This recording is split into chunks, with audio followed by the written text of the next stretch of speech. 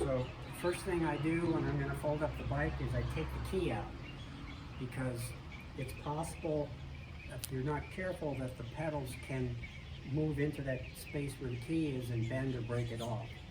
Second thing I do is fold up pedals, and then the next thing I do is take the pannier and flip it up so that I have the least amount of space between the two halves. Okay. Then fold down oh, wait a minute.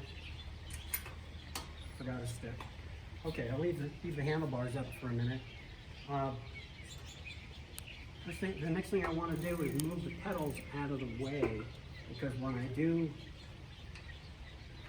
oops, that's not the right one. When I do flip this down, I don't want to hit the pedals. So then I release the catch, and as I lift up and get rid of the kickstand, I can then lower the bike down on the support leg. And it's folded up, but notice that the front tire wants to flip to the right. Now, if I move forward, the wheels pretty much stay together, but when I move back, you can see that that front wheel has a mind of its own, and that's kind of annoying. The other thing is, as I move back, the pedal starts to rotate, and I wouldn't have to move very much further, and the pedal is going to jam against the body, and then I can't move anymore. So I don't like that either. So I got all these different problems, and I need to solve them one by one. So let me start by getting that pedal out of the way.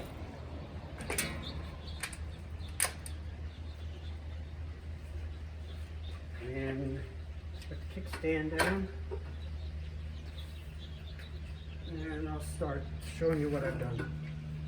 So the first problem was the pedals. I don't want those pedals to be jamming up into the frame and preventing the back wheel from moving. So I have here a piece of cable tie that I've cut off. It's about 3/8 of an inch wide. What I do is feed that between the chain and the front sprocket. Now, it's going to pull around, and now the chain is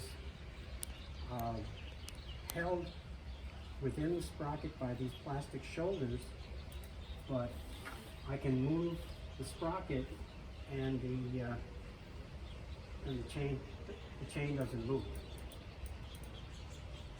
So that's the first step. The second step is that I have this disc that I made,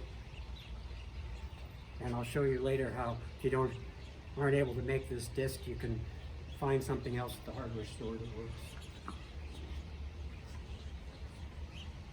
And I'm going to put that on the front wheel axle. Now notice that I'm not disturbing the nut that's there. I'm just adding this on the outside, so it in no way affects the safety of the bike. I got that on there snug. Now I'll probably Loctite that in. So now let's see what happens. I again unlock it.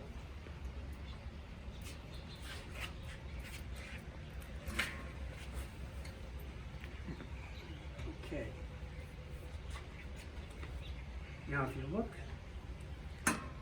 between the wheels. So come around here so you can see. You look between the wheels, you'll see here's the disc and here's the kickstand. I push down on the kickstand and I slide the kickstand back up. So I push down on the kickstand and then I slide it back up and it's captured by that disc. Now, when I move backwards, you can see that the wheel, it tries to move, but it can't move very far. So it's locked in position. Now, that disc will gently hold that kickstand if there's any major force it releases so that the kickstand doesn't get damaged. And I can move forward and back, and the pedals don't move, but the wheel doesn't jam, so I can easily move forward and back. Then when I'm ready to unfold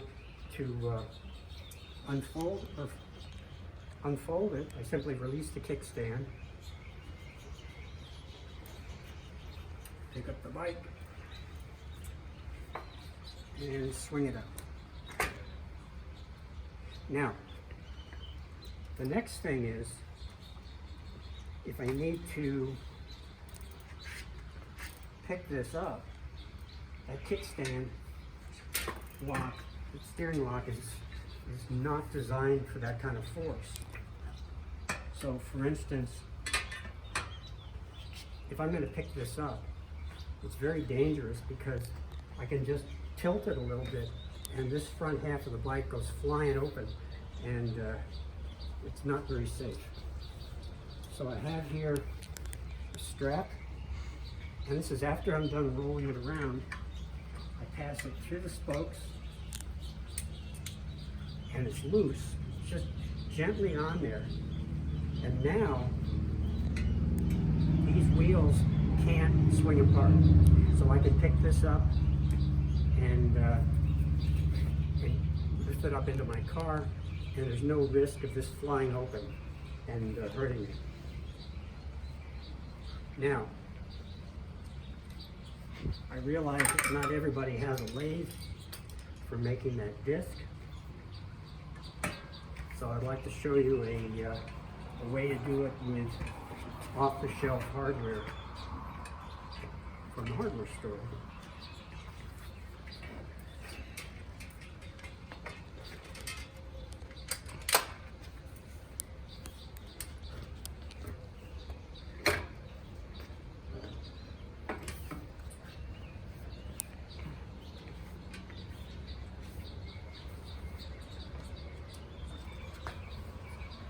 So I have here, and there's going to be a link to an article that gives details.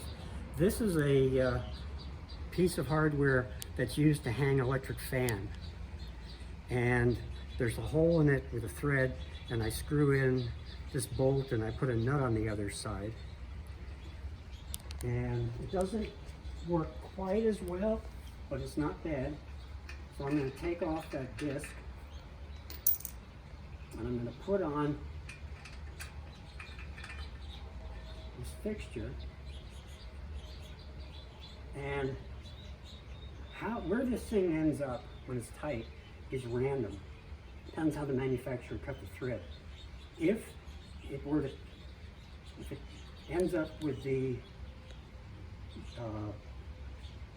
lower part down, then I need the bolt. However, if it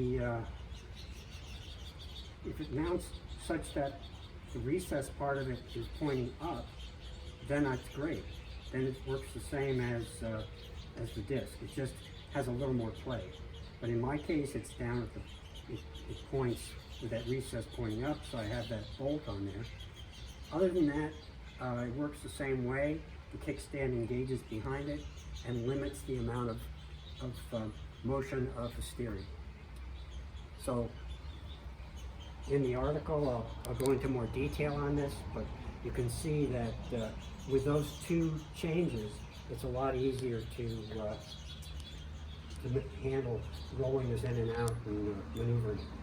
So that's all I got.